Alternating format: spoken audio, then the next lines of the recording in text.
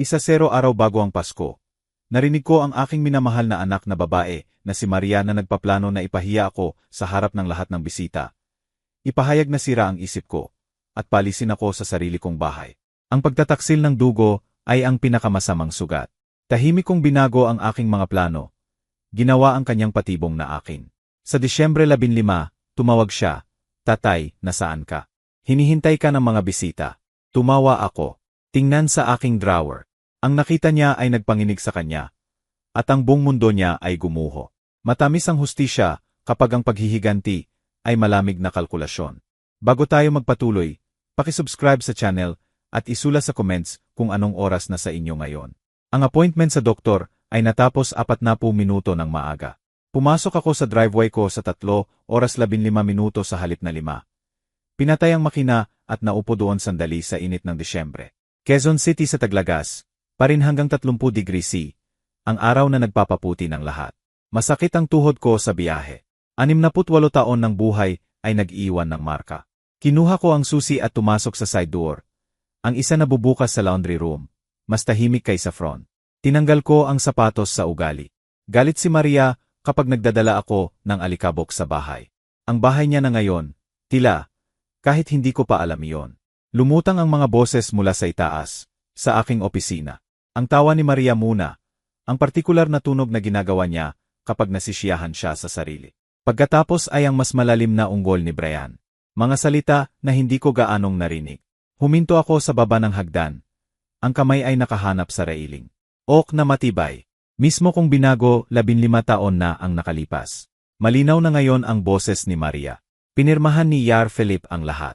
Ang assessment ay nagpapatunay ng progressive dementia. Bago ang Pasko, may guardianship hearing na nakaschedule. Humigpit ang kamay ko sa kahoy. Ang sagot ni Brian ay narinig sa tahimik na bahay. At ang house transfer documents. Kapag ideklara na incompetent, ikaw ang may full control. 6,800,000. Maaari na nating bayaran ang utang ko at magsimula ng bago. Lumubog ang dugo sa mukha ko. Naramdaman ko ang malamig na daloy pababa sa dibdib. Si Maria ulit, kaswal na parang pinag-usapan ang panahon. Ang matanda ay walang hinala. Akala niya ako pa rin ang devoted daughter. 2 linggo pa at bahay na natin ito. Nanigas ako. Ang isip ng engineer ay sinanay na magproseso ng impormasyon ng sistematiko. Load calculations, stress points, structural integrity.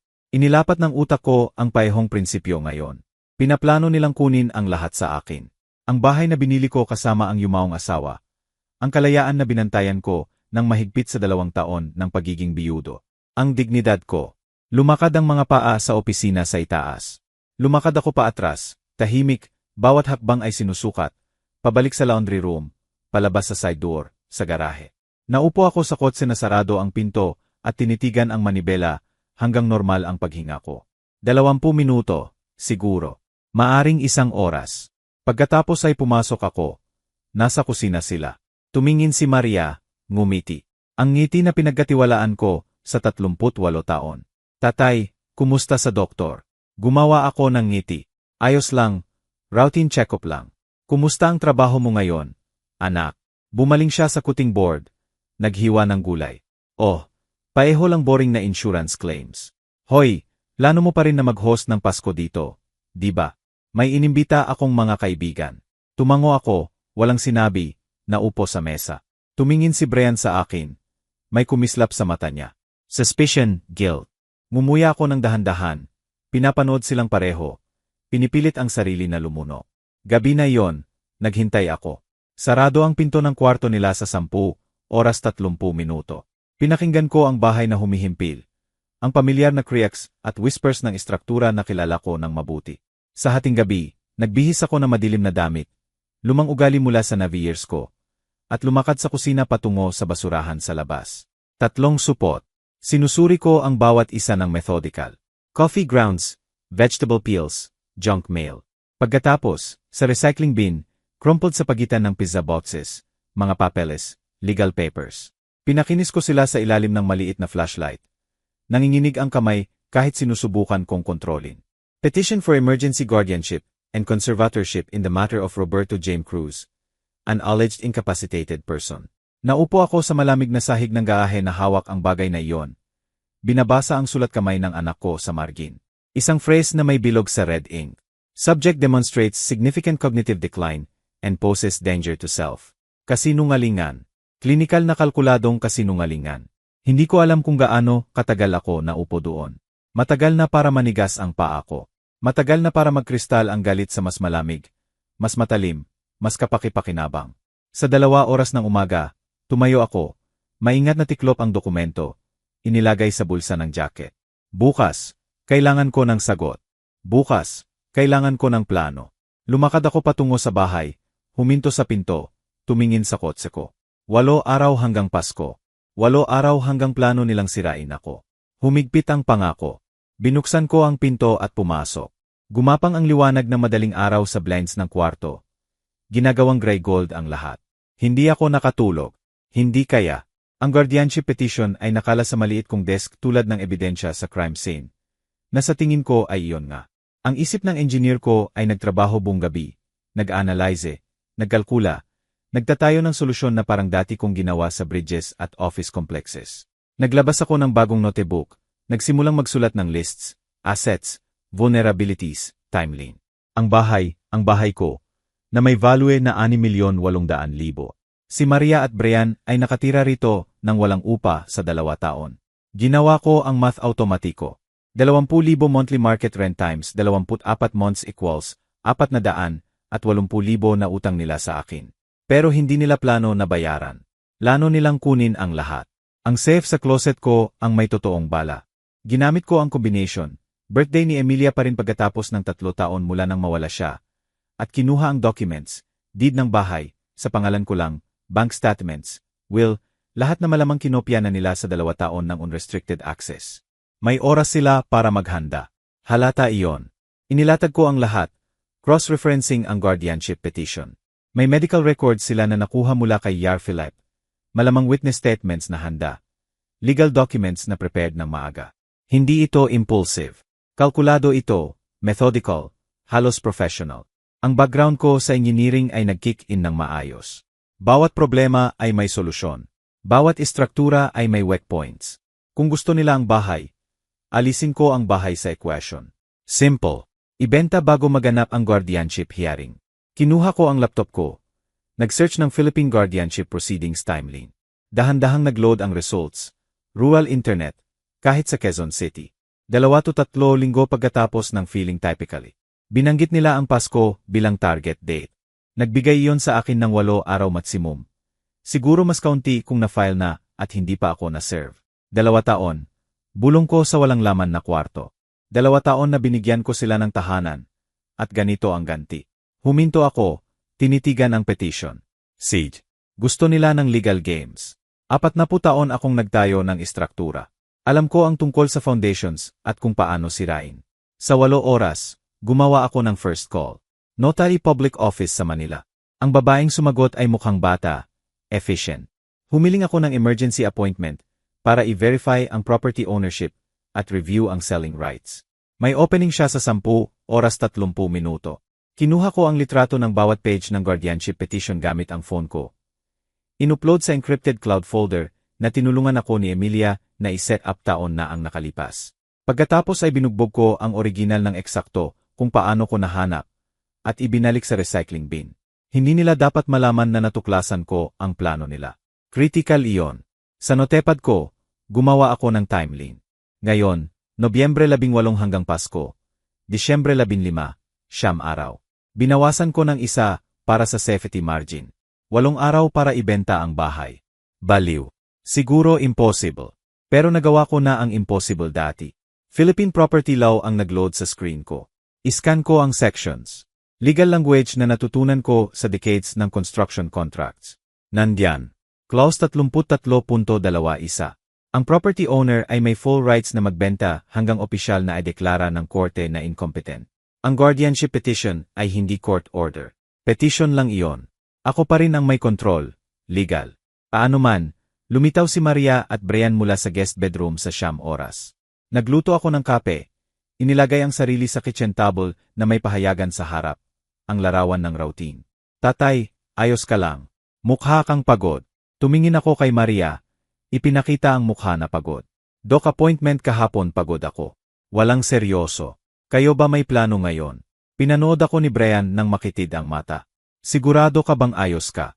Mukha kang iba. Gumawa ako ng flat smile. Nag-iisip lang tungkol sa Pasko. Big family dinner. Dapat memorable. Umalis sila para sa trabaho sa 9:30 minuto. Ang truck ni Brian ay umugong pababa ng driveway. Pinanood ko sa window hanggang lumiko sila sa corner. Pagkatapos ay kinuha ko ang documents at nagpunta sa Manila. Ang notary office ay nasa strip mall sa pagitan ng nail salon at tax preparation service. Si Rebecca Perez ang nakipagkita sa akin sa maliit na conference room. Professional sa gray suite. Siguro 50. Maingat niyang tiningnan ang deed ko. Mr.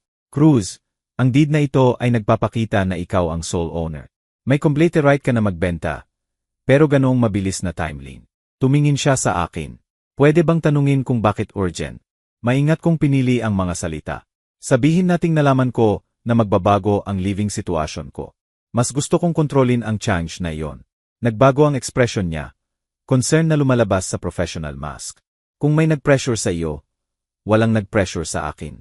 Mas matigas ang boses ko kaysa plano. Gumagawa ako ng choice. Pwede bang mag-recommend ng real estate attorney na mabilis at discreet? Pinag-aalan niya ako ng matagal. Pagkatapos ay dahan-dahang tumango. Kinuha ang business card mula sa drawer. Marco Jenkins, best realtor sa Quezon City, para sa quick, discreet sales. Sabihin mo na ako ang nagpadala sa iyo. Kinuha ko ang card, naramdaman ang bigat sa mga daliri ko. Embossed lettering, quality. Sa kots ko ulit, naupo ako sa parking lot, phone sa kamay. 8 araw. Tinawagan ko ang number.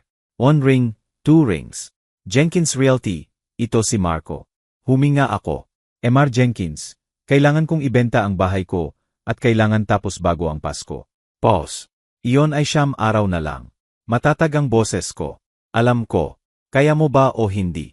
Ang boses ni Marco ay nanatili sa isip ko. Maaari akong magkaroon ng 3 seryosong buyer bukas kung tama ang presyo. Bukas. Ang salita ay lasang posibilidad. Naupo ako sa parking lot sa labas ng opisina ni Rebecca Perez.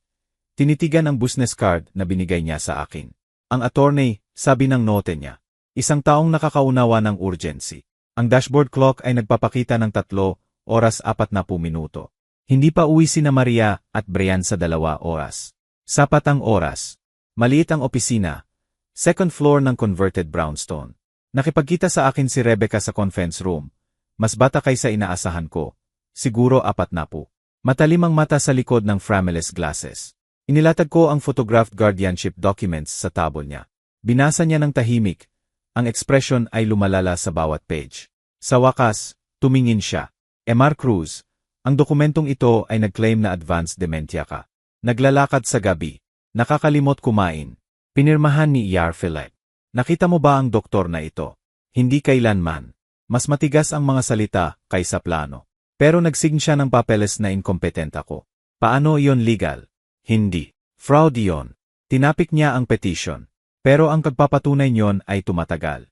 Oras na hindi nila binibigay sa iyo. Sumandal ako. Ano ang move ko? Legal move. Hindi nagdalawang isip si Rebecca. Ibenta ang lahat ngayon. Bukas sa pinakamahuli. I-convert sa liquid assets. Tanggalin ang bahay sa ilalim nila. Iyo ito. May karapatan ka. Kinuha niya ang litrato ng bawat page. Gumagawa ng sariling file. Nangako ng absolute confidentiality. Pagkatapos ay pinapirmahan niya ako ng isang bagay. Limited power of attorney, tawag niya. Insurance policy kung mas mabilis ang galaw ni Maria kaysa inaasahan. Kung magiging unavailable ako. Ang salita ay nakabitin sa hangin sa pagitan namin. Gaano kakaunti ang window ko? Tanong ko. Binuksan niya ang court filing records sa laptop niya. Nag-scroll sa recent submissions. Walang petition na na-file pa sa court system. Malamang naghihintay sila hanggang pagkatapos ng Pasko para ambush ka. Tumingin siya sa akin sa screen. Nagbibigay iyon sa iyo ng siguro 1-0 araw maximum. 1-0 araw, mas kaunti sa 2 linggo para sirain ang lifetime.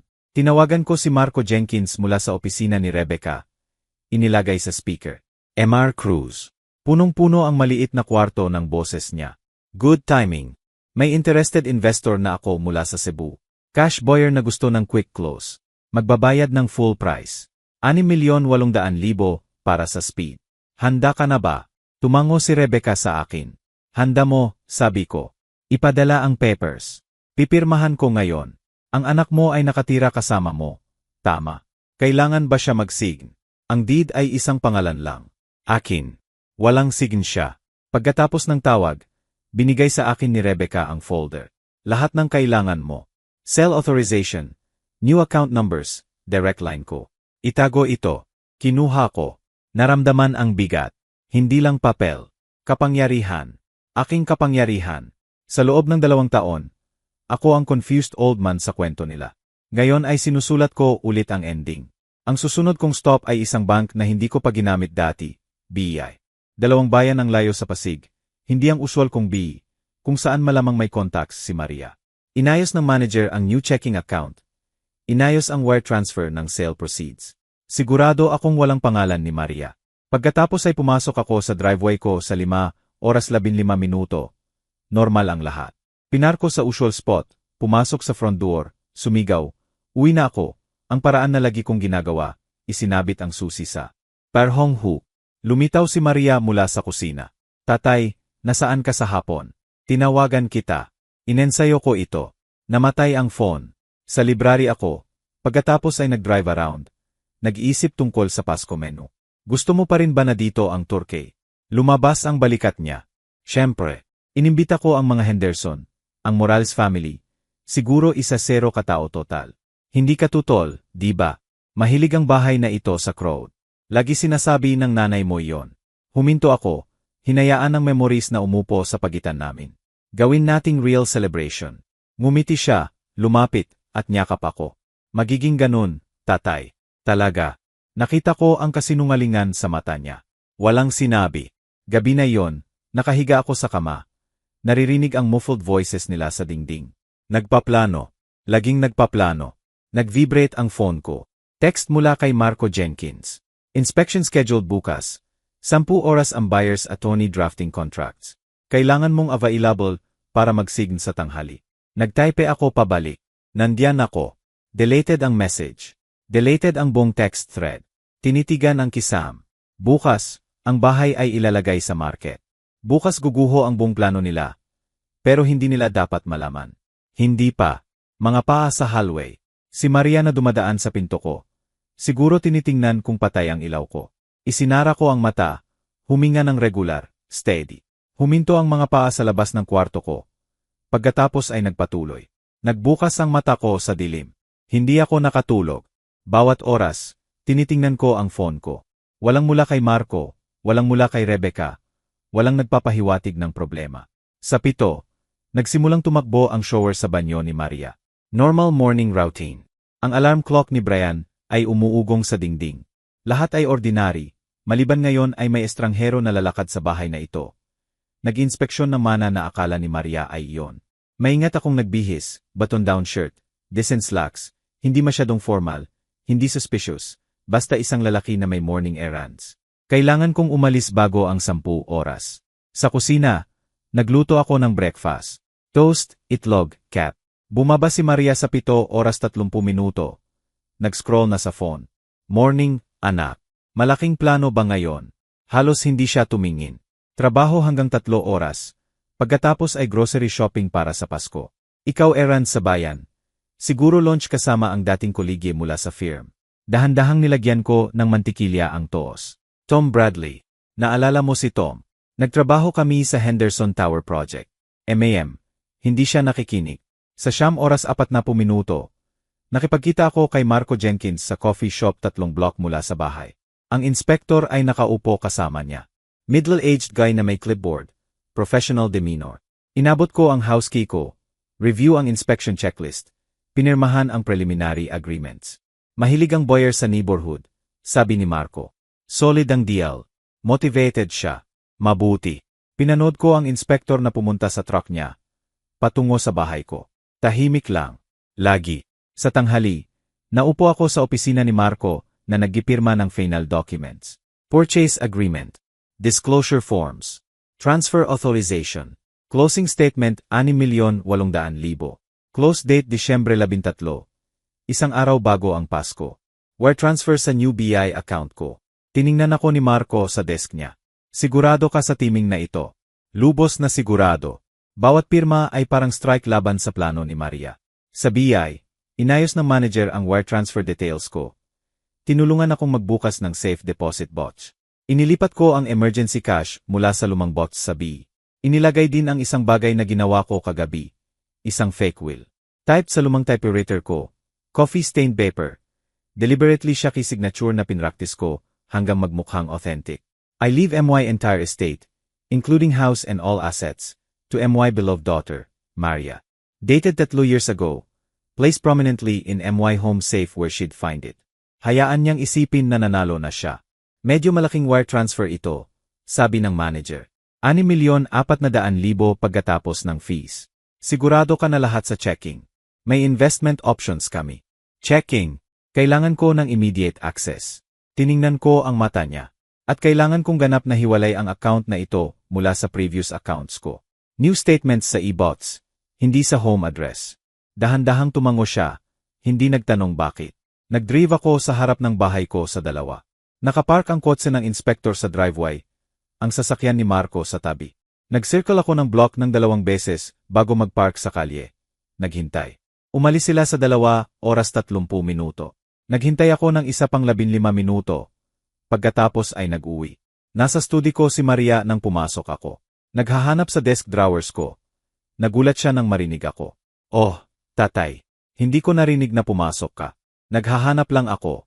Nag-gesture siya ng malabo sa desk. Kailangan ng stamps ang mga Pasko invitations. At akala ko nandito mo tinatago. Nakita ko ang mga papeles na gumalaw ng bahagya. Feeling cabinet, isang garapon. Stamps. Hindi, anak. Sa kusina ko tinatago iyon. 3rd drawer pababa. Lagi. Naalala mo ba? Tama. Siyempre. Mabilis masyado. Nakalimutan lang. Titingnan ko doon. Pinanood ko siya ng mabuti.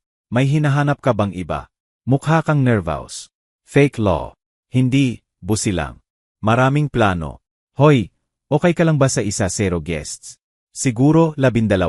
Kahit gaano karami ang gusto mo, anak. Malambot ang boses ko. Ito rin ang celebration mo. Mabilis siyang umalis. Narinig ko siya sa kusina na nagrattle ng drawers para sa hitsura. Umuwi si Brian sa 6 oras. Nakita ako na nagbabasa ng pahayagan sa living room. Roberto, nasaan ka buong araw? Sabi ni Maria na wala ka ng maraming oras. Errands, bank, lunch kasama si Tom Bradley. Naalala mo si Tom mula sa engineering days ko. Nag-usap kami tungkol sa lumang projects. Lumipat ako ng page ng casual. Boring stuff. Tom Bradley, tama. Nakita ko siyang isinulat ang pangalan. Plano siguro na i-check. Hayaan. Si Tom ay real, retired na, nakatira sa Baguio. Nagtrabaho kami 30 taon na ang nakalipas. Ang sinungaling ay may sapat na katotohanan para hawakan. Pagkatapos nilang matulog, pumunta ako sa safe ko. Inalis ang real will, lahat sa charity, ang paraan na pinlano namin ni Emilia. Pinalitan ng fake. Inilagay kung saan makikita agad ni Maria kung maghahanap ulit siya na gagawin niya. Huli na gabi, narinig ko ang boses niya sa dingding. Sa phone, mga salita na lumulutang sa tahimik na bahay. Natagpuan ang will niya sa safe. Lahat sa akin tulad ng ipinangako ng nanay. Ang bahay, ang accounts, lahat. Pause. Tawa. Hindi, clueless siya. Nagkaplano pa rin ng Turkey menu. Nasa halway ako na nakikinig. Nag-vibrate ang phone ko. Text mula kay Marco Jenkins. Closing confirmed. Miracles sa 2 YEM buyers funds ay nasa escrow na. Nangyayari na ito. Miracles sa 2 oras. Ang bahay ay magiging sa iba. Miracles sa 2, mamamatay ang plano ni Maria. Pero ngayong gabi, nagdiriwang siya ng inevitable victory niya. Nagtype ako pabalik. Kita tayo Miracles. Deleted ito. Lumakad ba tungo sa kwarto ko? Dumaan sa pinto ni Maria. Ang boses niya ulit. Sa fairness, ay deklara na nating incompetent siya. Sabi ng attorney, formality lang. Humigpit ang kamay ko sa doorknob. Bayerns. Mas mabilis sila kaysa inakala ko. Pumasok ako sa kwarto ko. Tahimik na isinara ang pinto. Bukas ay linggo. Lunes, Pasko prep. Martes, last minute details. Miracles. Miyerkules ang magbabago ng lahat. Hindi ko sinindihan ang ilaw. Gumagalaw ako sa pre-dawn darkness tulad ng multo sa hindi na aking tahanan. 2 maleta ang naghihintay sa tabi ng pinto ng kwarto ko. Damit, documents, photos ni Emilia, ang essentials na lalaki na natutunan mag-travel light. Nangyari ang closing sa Miyerkules. Ang wire transfer ay tumama sa account ko sa Huwebes umaga. 6,400,000. Malinis, final, irreversible. Ngayon ang pinakamahirap na bahagi. Lumakad palayo. Tiningnan ko ang relo ko. 5:47. Hindi pagigising sina Maria at Brian sa isa pang oras. Sapat na oras. Mas magaan ang pakiramdam ng maleta habang dala ko pababa. Huminto ako sa baba. Pinakinggan ang bahay na humihimpil. Bawat kriyak pamilyar. 40 taon ng memories sa mga dingding na ito. Ang banister na gusto palitan ni Emilia. Ang hardwood floors na sama-samang binago namin. Ang kusina kung saan naglakad muna si Maria. Inilagay ko ang memories sa isip. Patuloy na gumalaw. Ang study ko ay naghihintay sa dilim. Binuksan ko ang desk drawer. Ang isa na sinuri ni Maria ng 2 beses sa linggong ito. At inilagay ang envelope sa loob. Sa ibabaw nito, malinaw na itim na letra. Maria, basahin ito. Sa loob ang note na sinulat ko, sa lamplight 1 oras na ang nakalipas. Gusto mo ng documents. Narito ang tanging mahalaga. Purchase Agreement. Nobyembre 24, 2024. Hindi na akin ang bahay. Ibig sabihin hindi rin sa iyo. Sana mag-work out ang Pasko plans mo ng eksakto kung paano mo idinisenyo. Ang tatay na gusto mong ideklara na sira. Nakalakip ang copy ng sale contract, dated, signed, notarized. Bago ko isinara ang envelope, kinuha ko ang litrato ng lahat gamit ang phone ko. Insurance, evidence, proof ng state of mind ko sa moment na ito. Calm, rational, deliberate. Sa 6:15, nilagay ko ang maleta sa trunk. Sinimulan ang makina, hinayaang uminit, tumingin sa bahay ng last time. Madilim na bintana, tahimik na dingding, ang porch light na nakalimutan patayin ni Maria kagabi. Back out ako sa driveway. Hindi tumingin sa rearview mirror. Tulog pa ang Manila nang marating ko ang downtown. Nagulat ang desk clerk sa Seda Hotel sa pag-check-in ko sa 7:30 ng umaga ng Pasko. Unusual iyon, sabi niya, cheerful kahit maaga. Family gathering mamaya, nagawa ko ang slight smile. Parang ganun, kahit hindi ako dadalo, iyon nga ang point. Naguluhan siya, pero pinanatili ang professionalism. Well, enjoy your stay, MR Cruz. Gaano katagal kayo mananatili, sir? Hanggat kinakailangan. Nagbayad ako cash para sa 3 gabi upfront. Standard ang kwarto. Desk, upuan, kama, window na may view ng city. Maingat kong in-unpack, isinabit ang damit sa closet, inayos ang medication sa bathroom counter, in charge ang phone charger, nag-set up ng temporary command center sa desk, number ni Rebecca sa speed dial, bank statements sa folder, list of next steps. Sa Siam, tinawagan ko si Rebecca Perez. Tapos na. Wala na ako.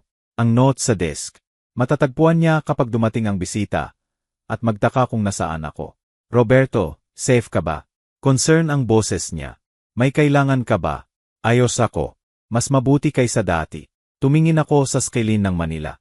Sa unang beses sa 2 taon, ako ang may kontrol sa sarili kong buhay. Dahan-dahang lumipas ang umaga. Naupo ako sa window, pinapanood ang Pasko traffic na lumalaki. Families na pupunta sa dinner, mga tao na may dala na peas at casserole. Normal holiday RLYTMS. Sa tanghali, tinitigan ko ang phone ko. Alam kung ano ang darating, ang tawag, ang discovery, ang pagsabog. Bahagi ng akin ay gusto na patayin ito, mawala ng buo. Pero hindi, kailangan kong marinig. Kailangan kong marinig ang moment na na-realize niya na lahat ng pinlano niya ay nawala. Ang daliri ko ay nakahover sa power button. Pagkatapos ay bumalik. Hayaan itong tumunog. Hayaan siyang magpanik. Hayaan niyang maramdaman kung ano ang pakiramdam ng betrayal mula sa kabilang panig. Sa 2:03, lumiwanag ang phone. Maria Mobile. Hinayaan kong tumunog ng 4 na beses bago sagutin. Tatay, nasaan ka? False sweetness na may strain sa ilalim. Nandito na ang bisita. Dumating na ang mga Henderson. Tinatanong ka ng lahat. Eksakto kung saan kailangan ko, Maria. Malayo sa iyo. Tumaas ang boses niya. Lumalabas ang panik. Ano? Tatay, hindi nakakatuwa ito. Nangako ka na nandito ka. May turkey kami. May. Pinutol ko siya. Tingnan ang desk drawer ko. Top right. May envelope na may pangalan mo. Basahin mo. Pagkatapos ay maunawaan mo kung nasaan ang sitwasyon. Desk drawer. Ano ka? Background noise. Si Brian na nagtanong. Bisita na nagmumurahan. Inilagay ko ang phone malayo sa tenga. nakikinig sa footsteps niya. Naglalakad siya. Alam ko sa RYTM ng paghinga niya. Nagbabago ang background noise. Footsteps sa hardwood. Aking study. Inisip ko ang kamay niya na umaabot sa drawer. Binubuksan ang rosto ng papel. Natagpuan niya ang envelope. Tatay, may pangalan ko dito. Ano ito? Uncertain na ang boses niya. Ang false sweetness ay nag-crack. Isinara ko ang mata. Buksan mo, Maria. Basahin ang bawat salita. Katahimikan. Ang tunog ng pagpunit ng papel. Pagkatapos ay wala. 5 segundo. 1-0, binilang ko. Sa 15 segundo, narinig ko ang paghuli ng hininga niya. Sa 20, tunog na maaring gasp o sob. Sa 25, bumalik ang boses niya, halos bulong. Hindi maaari. Pagkatapos ay mas malakas, mas matalim. Brian, pumasok ka rito ngayon. Inalis ko ang phone sa tenga ko. Kahit malayo, narinig ko ang sigaw niya. Inilagay ko ang phone sa speaker. Inilagay ang ipad malapit. Sinimulan ang voice memo recording. Kinukuha ang lahat. Ano ang ginawa ko ay protektahan ang assets ko mula sa magnanakaw. Ang bahay ay naibenta miracles. Closed escrow. Nasa account ko ang pera. Tapos na. Tapos. Akala mo hindi mo magagawa. Magagawa ko. Ginawa ko. At Brian, nagre-record ako ng conversation na ito. Kaya piliin mong mabuti ang susunod mong salita. Pause. Pagkatapos ay halos kontroladong galit. Namanipulate ka. May nag-take advantage sa iyo. Mapapatunay namin na hindi ka sa right main. Halos tumawa ako. Bitter sound. Talaga. Kasi may psychiatric evaluations ako mula sa 3 separate doctors na nagkukumpirma ng perfect cognitive function. Dated last week. Ilang doktor ang meron kayo na nagsasabi ng kabaligtaran? Oh, tama. Isa. Na hindi talaga nag-exam sa akin. Yar Philip, di ba? Nasaan ka ngayon? Kailangan nating harapin ito face-to-face tulad ng lalaki. Tulad ng lalaki. Ibig mo sabihin tulad ng lalaki na naglano na ideklara ako nasira. O tulad ng lalaki na nag-forge ng medical documents. Pasa ko sa conversation na iyon. Bumaba ang boses niya. Threatening. Gumagawa ka ng kaaway, matanda. Dangerous enemies. May kaaway na ako. Hindi ko lang alam na nakatira sila sa bahay ko. Tinapos ko ang tawag, pinatay ang recording, in-save sa cloud storage, encrypted folder. Pagkatapos ay binlock ang parehong number. Pero hindi bago ko kinuha ang screenshot ng contact info, call logs, previous texts, evidence trail para kay Rebecca. Nagbuhos ako ng tubig mula sa minibar. Matatag ang kamay. Naupo sa window na may view ng Manila. Pinanood ang Pasko afternoon traffic. Pinroseso ang nangyari. Walang regret. Tanging grim satisfaction. Nag-text ako kay Rebecca. Alam na nila. Reaksyon ay tulad ng inasahan. Si Maria ay hysterical. Si Brian ay threatening. Na-record ko ang lahat. Ano ang susunod? Mabilis ang reply niya. Manatili kung nasaan ka. Huwag nang makipag-engage. Ako ang bahala sa anumang legal moves nila. 2 oras ang lumipas. Inorganisa ko ang file sa laptop ko. Nagsimulang mag-document ng timeline. Bawat conversation, bawat meeting, bawat piece of evidence na nagpapakita ng competency ko. Nagtatayo ng counter-narrative sa anumang claim ni Maria. Sa 4 tumawag si Rebecca. Roberto, nag-file si Maria ng emergency petition. Claim na mentally incompetent ka. Fraudulent ang sale. Gusto niya ng immediate injunction para i-reverse ang transaction. Inaasahan ko ito. Handa tayo. Binuksan ko ang laptop ko. Mabilis ang daliri sa case. Ano ang meron tayo? Ang psychiatric evals. Ang recordings. Proof ng guardianship plot niya. Grim pero confident ang boses niya. May lahat tayo ng kailangan. Pero naglalaro siya ng victim. Beautiful daughter na nagpoprotekta sa confused father. May mga judge na tumutugon sa narrative na iyon. Pagkatapos ay ipakita natin ang katotohanan. Ang guardianship petition na plano niyang i-file. Ang fake medical records.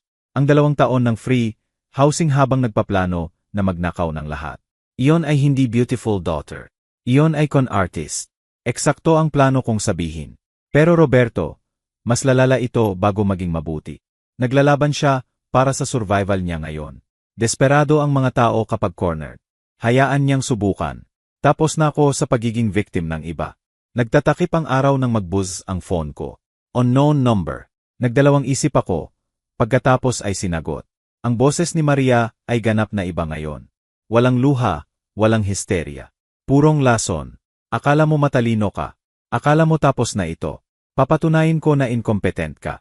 Papatunayin ko na namanipulete ka. At kapag ginawa ko, lahat babalik sa estete mo. Nakontrol ko bilang guardian mo. Nadelay mo lang ang inevitable, matanda, at ginawa itong mas masahol para sa iyo. Kita tayo sa korte, Maria. Magre-regret ka. Promise. Pinutol ko, binlock ang unknown number. Pero ang mga salita niya ay nanatili sa tahimik na hotel room. Nagtatakip ang gabi sa Manila.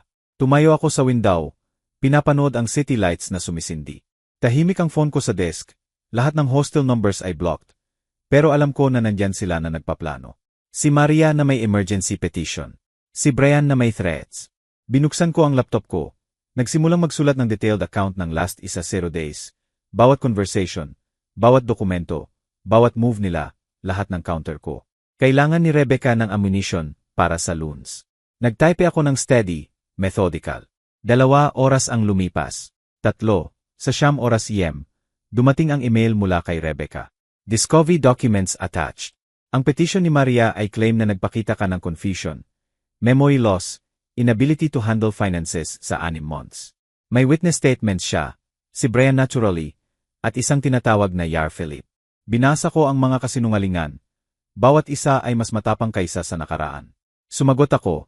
May recordings ako na nagpapatunay ng kabaligtaran at evidence na hindi kailanman nag-exam sa akin si Yar Philip.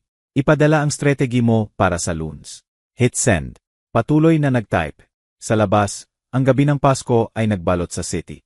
Families na natatapos ang dinner, nanonood ng football, nagbabahagi ng pasasalamat. Nagtype ako ng katotohanan ko sa dilim. Ang totoong laban ay nagsimula sa loans. Pero ngayong gabi, nagtayo ako ng arsenal ko. Dinala ng Disyembre ang Grace Keys at Colder Truths. Naupo ako sa hotel room ko. Ngayon ay extended sa monthly rate. Nagre-review ng latest email ni Rebecca. Ang loans hearing ay nag-work well. Deni ni Judge Hayes ang emergency petition ni Maria. Walang immediate evidence ng incompetency. Pero hindi tapos si Maria. Nag-hire siya kay Marcus Webb, lawyer na kilala sa aggressive tactics at questionable ethics. Ang email ni Rebecca ay nag-outline ng new strategy nila. Humiling sila ng full psychiatric evaluation. Court-ordered. Claim nila na ang behavior mo. Biglang pagbenta ng bahay. Biglang paglaho sa Pasko ay nagpapatunay ng mental decline. Grant ni Judge Hayes ang evaluation. Nakaschedule ka sa Enero 15.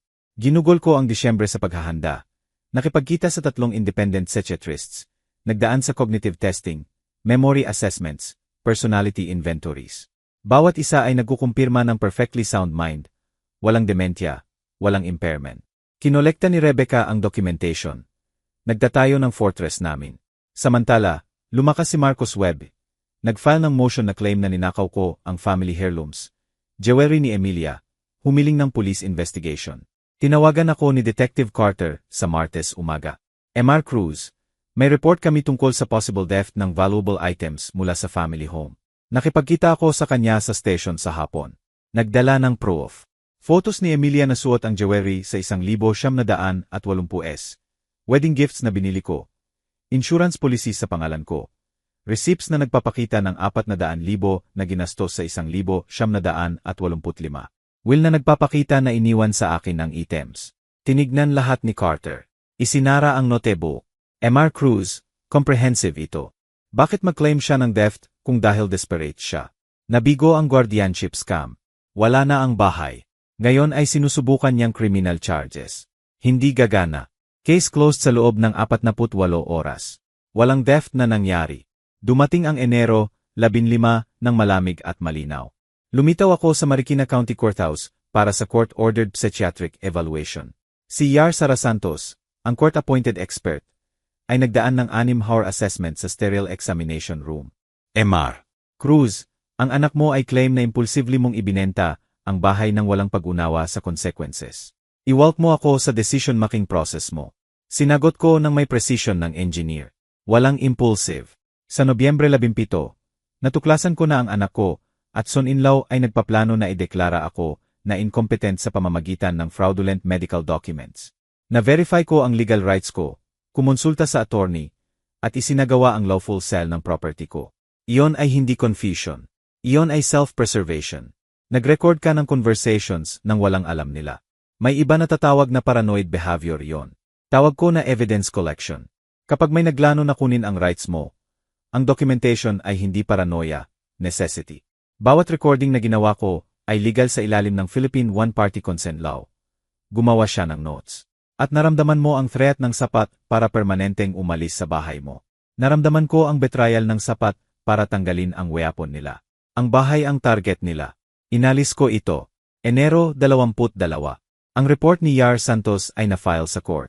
Naupo ako kasama si Rebecca sa opisina niya habang binabasa niya ng malakas. Subject demonstrates superior cognitive function for age. Recent actions, selling property, relocating show clear, rational planning. No evidence of dementia, confusion, or impairment. Subject's decision-making capacity fully intact. Tumingin si Rebecca, ngumingiti. Roberto, complete vindication ito. Ang report ni Santos ay sumisira sa case nila. Dedmahin ni Judge Hayes. Walang tanong. Mabuti. Ngayon ay mag-file tayo ng countersuit. Gusto ko ng compensation para sa 2 taon na nakatira sila ng walang upa sa bahay ko. Gusto ko ng damages para sa defamation, false police reports, emotional distress. Nagdalawang isip siya. Aggressive yon. Sigurado ka ba? Pinutol ko siya. Sinubukan nilang magnakaw ng buhay ko. Gayon bayaran nila. Literal. Mabilis ang hearing. Naupo si Judge Hayes sa bench. Nagbabasa ng verdict na may obvious impatience. Pagkatapos suriin ang comprehensive evaluation ni Yar Santos. Walang evidence ng mental incompetency ang korte na ito. Ang actions ni Mr. Cruz, kahit unusual, ay rational responses sa perceived threats. Ang motion ng petitioner ay denied. Case dismissed. Tumayo si Marcos Webb. Your Honor, humiling kami. Itinaas ni Judge Hayes ang kamay. Mr. Webby, ang client mo ay nagaksaya ng oras ng korte sa baseless accusations. Maging grateful na hindi ko siya sinasanksyon para sa frivolous litigation. Tapos na tayo. Sa hallway pagkatapos, binuksan ni Rebecca ang briefcase. Ipinakita ang probable next move ni Maria. Lawsuit na claim na financially exploited ko ang sarili ko. Creative legal theory. Tumawa ako, bitter, malamig. Hindi niya alam kung kailan titigil. Bihirap ang mga tao kapag nawawalan ng lahat. Kinuha ko ang phone ko. Pinalabas ang recording mula Nobyembre 17. Ang boses ni Maria. Ang matanda ay walang hinala. Pinakinggan ni Rebecca. Lumalakas ang mukha niya. Iyon ay conspiracy to commit fraud. Maari tayong mag-file ng criminal referral. Gawin mo. Walang defense na. Offense na lang ngayon. Lumakad ako palabas ng courthouse sa Enero cold. Ang dismissal ni Judge ay dapat naramdaman bilang victory. Sa halip ay parang intermission. Nagbuzz ang phone ko. Unknown number. Mr. Cruz, ito si Officer Linda Martinez, Manila E. May report na gumagawa ka ng threatening calls kay Maria Cruz. Nag-file siya ng restraining order. Kailangan kang pumunta sa station para sa questioning. Huminto ako sa paglakad. Tumayo sa courthouse steps. Officer, hindi ko nakontak si Maria mula sa Pasko. Mapapatunay ko. Phone records, witness statements. Kailangan pa ring pumunta ngayon kung posible. Isinara ko ang mata. Hindi lang desperate si Maria. Nag-scorching earth siya. Lahat ng legal avenue block. Kaya ngayon false police reports, restraining orders, manufactured evidence. Nag-text ako kay Rebecca. Nag-file sila ng false harassment claim. Gusto ng police ng statement. Instant ang reply niya. Huwag pumunta mag-isa. Makikita kita doon sa 30 minuto. At Roberto, oras na para sirain silang buo. Tiningnan ko ang message na iyon. Oras na para sirain sila. Iyon na. Inakay kami ni Officer Martinez sa interview room. Steel white walls, metal table, recording equipment.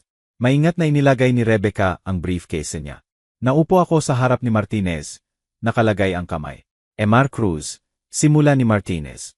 Si Maria Cruz ay claim na tumawag ka sa kanya ng 17 beses sa past 2 weeks. Nag-iwan ng voicemails na may threats. Humiling siya ng emergency restraining order. Inilabas ni Rebecca ang papel sa mesa bago ako makapagsalita. Officer, narito ang phone records ni Mr. Cruz mula sa Globe. 0 calls kay Maya Cruz o Brian Cruz mula Nobyembre 27. 0 texts. 0 contact. Pinag-aralan ni Martinez ang records. Nagbago ang ekspresyon niya. Mula professional skepticism hanggang bureaucratic irritation. May nag-aaksaya ng oras niya. Ms. Cruz ay nagbigay ng specific dates. Enero 8, Siyam, 12. Walang contact ang phone mo sa number niya. Professional eyes ang boses ni Rebecca, dahil fabricated ang claims niya. Ito ang ikatlong false accusation laban sa client ko. Theft, harassment, at detrimental incompetence. May pattern. Tumingin si Martinez sa akin. Mr. Cruz, free ka nang umalis. At for the record, ayaw ko kapag nag-aksaya ang mga tao ng resources ng department sa personal vendettas. Nag-collapse ang investigation sa loob ng oras. Ang hotel security footage ay nagpapakita na hindi ako umalis sa Manila sa alleged threatening visits. Kinumpirma ng hotel manager ang whereabouts ko. Tala ni Martinez sa report. Complainant's allegations demonstrably false. No evidence of harassment. Recommend no charges. Humiling si Rebecca ng copy para sa court records. Evidence ng malicious prosecution. Pebrero 1, nag-file si Rebecca ng counter ko sa Quezon City Regional Trial Court. 2,500,000 damages para sa defamation at emotional distress. 480,000 compensation para sa 2 taon unpaid rent. Market rate 20,000 monthly. Criminal referral para sa medical document forgery. Nagpanik si Brian nang maserve. Tinawagan ako direktang bypass attorneys. Roberto, maging reasonable tayo. Pareho tayong nagkamali. Naibenta mo ang bahay. CJ, tapos na yon. Pero ang lawsuit na ito, magbabankrupt kami. 1,000,000, iyon ang lahat natin. Kunin mo at tapusin natin ito. Na-record ko ang tawag. Lahat ng meron kayo. Interesting yon, Brian. Dahil 2 buwan na ang nakalipas akala mo may 6,800,000 ka. Ang bahay ko, ang pera ko, ang buhay ko. Ngayon ay nag-offer ka ng 1,000,000 na parang pabor. Mali kami. Okay. Iyon ba ang gusto mong marinig? Mali kami. Hindi. Ang gusto ko ay eksakto ang nakukuha ko. Hustisya. Kita tayo sa korte. Marso 15, ang hearing. Si Judge Sharon Morrison ang nag-reside. Nagre-review ng evidence na inipon ko sa mga buwan. Timeline sa poster board na nagpapakita ng 2-year plot. Authenticated documents na nagpapatunay ng forgery. Recordings na nagpapakita ng premeditation. Psychiatric reports na nagkukumpirma ng competency ko. Mr. Cruz, sinuri ko ang evidence mo, sabi ni Judge Morrison. 2 taon ng free housing habang nagpaplano na magdaya sa iyo ng property. Fabricated medical documents. False police reports. Ang conduct ng defendants ay egregious.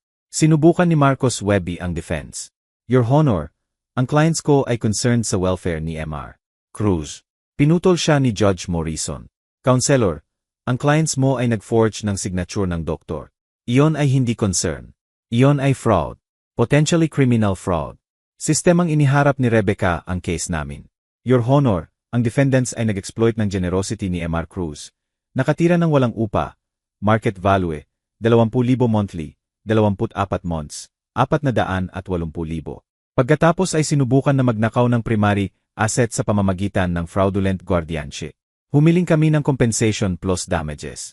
Clearly warranted ang compensation. Mr. Cruz, nagbigay ka ng housing, utilities, support sa 2 taon. Tumayo ako, malinaw ang boses. Opo, Your Honor, dahil anak ko si Maria. Akala ko tinutulungan ko ang family. Hindi ko alam na tinutuluyan ko ang mga magnanakaw. Nagbigay ng verdict si Judge Morrison. Judgment for Plaintiff Roberto Cruz. Defendants Maria Cruz at Brian Cruz jointly and severally liable. 480,000 unpaid rent. 2,500,000 emotional distress damages. Total 2,980,000. Additionally, inirekomenda ko ang forged medical documents sa District Attorney para sa criminal investigation. Adjourned. Nanginginig si Maria. Your Honor, wala kaming. Kaya mag-arrange kayo ng payment plan o harapin ang collections. Dapat naisip nyo iyon bago mag-fraud. Next case. Sa hallway ng courthouse, kami ni Rebecca ay nakatayo sa window. Sa salamin, nag-aaway sina Maria at Brian. Silen sa likod ng barrier. Pero ang body language ay sumisigaw. Si Brian ay nag-gesture ng willed. Umiyak si Maria. Nilalakad ni Marcos Webby ang layo. Naghuhugas ng kamay. Mag-file sila ng bankruptcy, sabi ni Rebecca. Hindi mo makikita ang 2,980,000 na iyon. Hindi ko kailangan ang pera. Kailangan ko silang talo ng buo. At talo sila. Pinag-aralan niya ang mukha ko. Alam mo na sinisira nito sila. Ang credit, reputation, marriage nila siguro. Pinanood ko si Maria sa salamin. Sinubukan muna nila akong sirain. Ginawa nila ng tahimik na may ngiti at medical forms. Ginawa ko ng legal sa open court. Ang difference ay nanalo ako. Sa labas, ang hangin ng Marso ay nagdadala ng last traces ng taglamig. Tumayo ako sa steps kung saan months ago ay natanggap ko ang call tungkol sa false harassment charges. Ngayon, may judgment sa kamay, 2,900,000 at 80,000 na wala kina Maria at Brian. Hinawakan ni Rebecca ang braso ko. Nanalo ka ng buo. Pero Roberto, hindi pa tapos ang pagiging problema nila. Bankruptcy proceedings, possible criminal charges para sa forgery. Magiging sa system sila sa mga taon. Magiging connected ka sa mess na ito sa Nag-buzz ang phone ko. Text mula sa unknown number. Photo attachment. Ang bahay ni na Maria at Brian. For sale segn sa yard. Message sa baba. Nawala ang bahay namin. Nawala ang lahat. Sana masaya ka. Hindi pa tapos ito. Ipinakita ko kay Rebecca. Kumunot ang noo niya. Parang threat iyon. Dapat. Deleted ko ang message. Hayaan silang mag-threat. Hayaan silang mag-flail. Wala na silang maititira para saktan ako. Malaya ako. Libing sila. Sapat na. Nagsimula ko pababa ng courthouse steps sa likod ko. Tumawag si Rebecca, saan ka pupunta? Hindi ako tumingin pabalik. Maghanap ng bahay sa Tagaytay, siguro saan tahimik. Malayo sa mga taong nagsisinungaling na may ngiti. Marating ko ang bottom step, patuloy na lumakad. Napanalunan ang digmaan. Oras na para magtayo ng bago. Dumating ang Abril ng may brutal clarity. Naupo ako sa Tagaytay rental ko. Modest one-bedroom, mountain views, temporary shelter, habang naghahanap ng permanent home. Binabasa ang bankruptcy filing na ipinadala ni Rebecca. Chapter 7. Total liabilities 15 milyon. Assets halos wala. Ang 2,900,000 at 80,000 judgment na napanalunan ko ay nasa top ng debt pile nila tulad ng korona sa guho. Ang email ni Rebecca. Madidischarge nila ang karamihan. Maaari kang makabawi ng 0 cents on the dollar. Siguro mas kaunti. Gusto mong i-object ang feeling. Nagtype ako pabalik, hindi, hayaan silang lumunod. Ang pera ay hindi kailanman ang point. Mid-Abril nagdala ng isa pang update mula kay Rebecca. Ang employer ni Maria, ang insurance company, ay nag-terminate sa kanya. Public ang court records. Company policy prohibited employees involved in fraud investigations. Kahit civil cases. Nag-file si Maria ng unemployment. Denied. Termination for cause. Early Mayo, nag-collapse ang consulting business ni Brian. Ang clients ay natuklasan ang court history niya sa public record search. Nag-cancel ng contracts. Ang LinkedIn profile niya ay nagpapakita ng Seeking Opportunities Code para sa unemployed. Ang investigator ni Rebecca ay nag-report na 3 months behind sila sa apartment rent. Late Mayo, nakuha ko ang first payment mula sa bankruptcy trustee. 17,350. Partial liquidation ng remaining assets nila. Ang check memo line ay nagbabasa, Cruz yes. Cruz. Partial distribution. Pinram ko ito, isinabit sa apartment ko. Hindi para sa pera, para sa proof. Hunyo ay nagdala ng divorce papers. Ipinadala ni Rebecca ang email ng lawyer ni Maria. Ang relationship ay sinira ng financial stress at mutual recrimination. Claim ni Maria na pinressure siya ni Brian sa guardianship scheme. Claim ni Brian na si Maria ang nag-initiate ng buong plano. Ano ang sa tingin mo? Tanong ni Rebecca sa phone. Sa tingin ko pareho silang sinungaling na nagbibintangan sa isa't isa sa pagkakahuli. Mid-Hulyo final bankruptcy discharge granted. Ang judgment ko ay 76% on collectible. Total recovered 100 at 70,000 mula sa asset liquidation. Ang boses ni Rebecca ay may resignation. Iyon lang ang makikita mo. Wala na silang natitira. Perfecto. Iyon ang laging goal. Iwanan sila ng wala. Gumawa ko ng folder sa laptop ko na labeled consequences. In-save ang bawat dokumento na ipinadala ni Rebecca. Termination letter.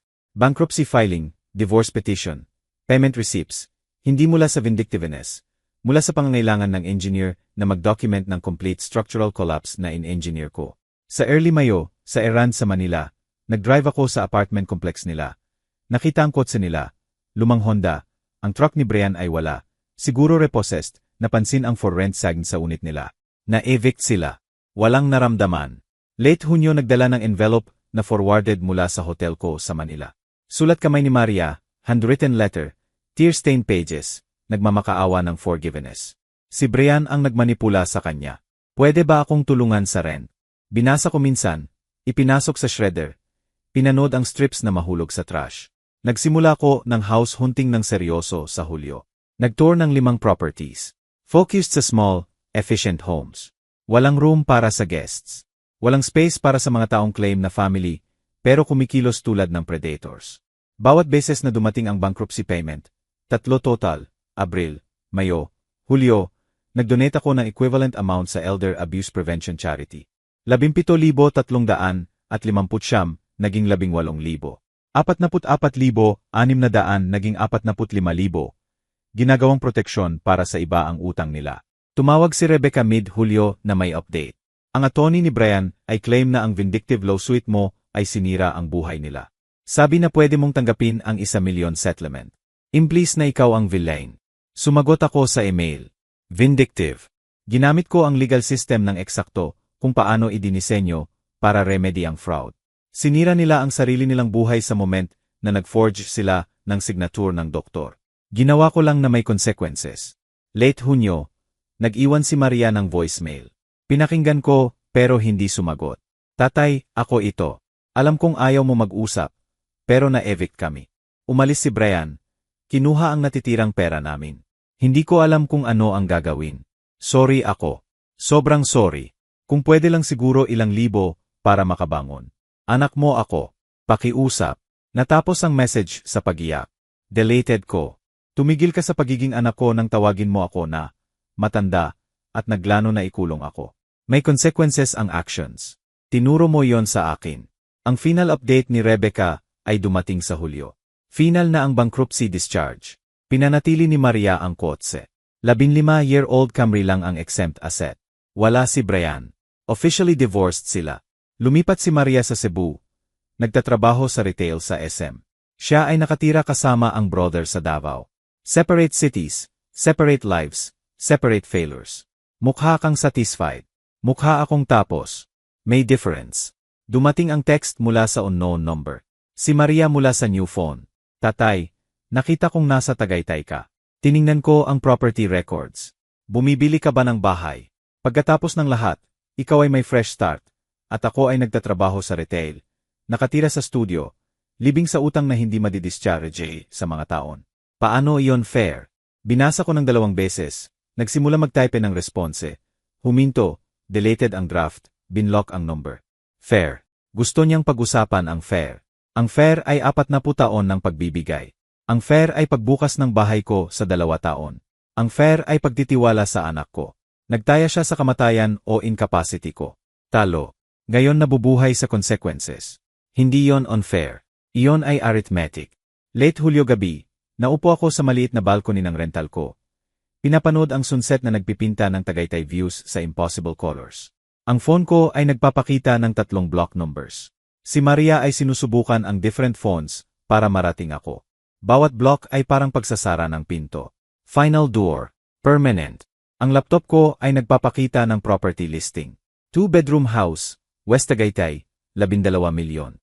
Mountain views, quarter acre lot, small, manageable. Akin. Ang email ng realtor ay naghihintay ng response. Tinanggap ng owner ang offer mo. Buksan ang escrow bukas. Congratulations sa new home mo. Ang daliri ko ay nakahover sa reply. Bukas sisimulan ko ang paperwork. Bukas, bagong foundation. Pero ngayong gabi, gusto kong umupo sa moment na ito. Ang space sa pagitan ng destruction at creation. Nag-buzz ulit ang phone ko. Parehong block number pattern. Pang-4 na attempt ni Maria ngayon. Hindi ko tiningnan. Pinanood lang ang sun na lumubog sa likod ng Taal Volcano. Sa likod ko, nag-chime ang laptop. New email. Subject, Final Bankruptcy Distribution 7,366. Ngumiti ako. Nagpapadala sila ng pera na wala sila. Nagbabayad ng utang na hindi nila kaya. Lumulunod sa consequences na itinayo nila. At ako ay bumibili ng bahay sa bundok mag-isa. Eksakto ang plano. Nag-buzz ulit ang phone. Iba ang pattern. Si Rebecca, sinagot ko. Roberto, may balita ako. Ang DAS office. Nagmo-move forward sila. Criminal charges para sa medical forgery. Si Brian ay inindict. Akala ko dapat mong malaman. Tiningnan ko ang nagdidilim na langit. Kahit ngayon, nagbubukas pa ang consequences. Agosto 28, tumayo ako sa living room ko. Walang laman maliban sa boxes at liwanag na dumadaloy sa windows. Nagpipinta ng Taal views sa bar walls. 2 araw mula sa closing, 2 araw ng pagtulog sa air mattress, paggay ng takiot, pagunpak ng essentials ng buhay na rebuilt mula sa foundation up. Tahimik ang phone ko sa windowsill, sa wakas. Walang block numbers ngayong umaga. Walang desperate attempts ni Maria. Siguro tinanggap niya na ang permanent distance. Pagkatapos ay nag-vibrate ito. Kinuha ko. Inaasahan si Rebecca na may final escrow documents. Sa halip, notification mula sa BI. Wire transfer received 120,000 mula kay Maria Cruz. Memo, final payment. Naibenta ang kotse. Pakikalmahan mo ba ako? Tinitigan ko ang notification. Walang naramdaman. Inilipat ang pera sa Philippine Elder Abuse Prevention sa loob ng minuto. Dumating ang text mula sa unknown number. Si Maria, isa pang new phone. Tatay, ipinadala ko ang lahat ko. 120,000. Naibenta ko ang kotse. Sumakay na ako ng boss papuntang trabaho. Gusto ko lang malaman mo. Sorry ako. Pwede ba tayong mag-usap? Pakiusap. Binasa ko, hindi sumagot. Screenshot ito. Ipinadala kay Rebecca na may message. Document this. Evidence ng continued contact attempts. After noon ay nagdala ng furniture delivery. Simple pieces. Quality construction. Lahat ay pinili para sa comfort ng isang tao. Inidirekta ko ang movers, inayos ang bedroom ko. Nag-set up ng maliit na office. Gumawa ng space na buo kong akin. Walang guest room, walang accommodation para sa family. Basta ang aking sanctuary. Gabi. Naupo ako sa back deck na pinapanood ang sunset sa Taal. Nag-buzz ang phone. Isa pang text mula kay Maria. Nakita kong nabasa mo ang message ko. Alam kong nabasa mo. Isang conversation lang. Magdadrive ako sa Tagaytay. Pakiusap, tatay. Anak mo ako. Ang hinlalaki ko ay nakahover sa block contact button. Pinindot ko, pagkatapos ay pumunta sa phone settings. Binlock ang lahat ng unknown numbers. Gumawa ng whitelist. Rebecca, doktor, utility companies, contractors, lahat ng iba. Katahimikan. Pagkatapos ay deleted ang contact ni Maria ng buo. Pangalan wala na, numbers wala na, erase. Tinawagan ko si Rebecca sa umaga. Nagpadala siya ng 120,000. Naibenta ang kotse. Isinulat ang please forgive me sa memo line. Malambot ang boses ni Rebecca. Roberto, significant sacrifice iyon. Nagtatrabaho siya sa retail, wala ng kotse. Siguro naglalakad o sumasakay ng boss papuntang trabaho. Siguro genuine siya. Pinutol ko siya. Genuine sorry siya sa pagkakahuli. Genuine sorry sa pagkatalo. Hindi genuine sorry sa pagsubok. Idinonate ko sa Elder Abuse Prevention. Hayaan itong protektahan ang iba. Sigurado ka. Last chance na magtayo ng bridge. Hindi na ako sa bridge business. Nagtayo na ako ng walls. Matibay. Ang furniture delivery guy ay cheerful. Nag-set up ng couch ko. Nice place. Retiring ka ba dito? May family malapit. Inayos ko ang cushions. Retiring. Family. Wala, ako lang. Solo living, freedom, di ba? Walang nagsasabi kung ano ang gagawin mo. Nagawa ko ang slight smile. Eksakto. Walang kukuha ng akin. Sa sunset, nakatayo sa deck ko. Binasa ko ng malakas ang text ni Maria sa sarili ko. Anak mo ako. Present tense. Parang totoo pa rin yon. Parang hindi nangyari ang pagpirma ng fake medical documents. Paglano ng guardianship. Pagnakaw ng 2 taon ng buhay ko. Parang hindi yon nagputol ng relasyon ng permanent. Deleted ko ang contact. Anak mo ako. Past tense. Pinili mo na tapusin yon. Ginagalang ko lang ang choice mo. Tumawag si Rebecca sa gabi. Roberto, dumating ang indictment ni Brian. 2 counts, forgery, attempted fraud. Trial siguro next spring. Maaring tawagin si Maria bilang witness. Dadalo ka ba? Hindi ko kailangan makita siya sa handcuffs. Ang legal system ang bahala. Tapos na ako sa panonood ng paghihirap nila. Hindi ako interesado sa sakit nila, sa peace ko lang. Kaya, talagang tapos na ito. Isinasara mo ang chapter na ito. Isinara ko ng binlock ang final number niya.